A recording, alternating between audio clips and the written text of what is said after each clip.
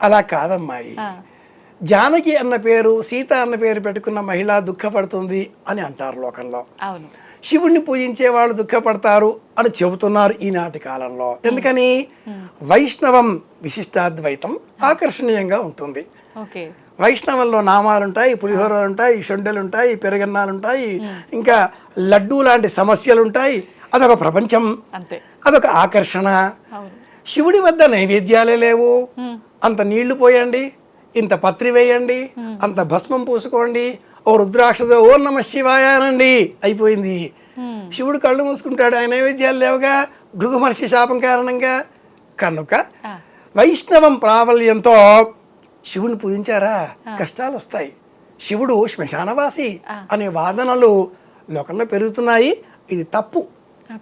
నిజంగా చూస్తే మట్టుకు శివనామస్మరణ చేసేటటువంటి వాళ్ళే లోకంలో ధనవంతులు. ఆనందం అందించే పరమదైవం శివుడు.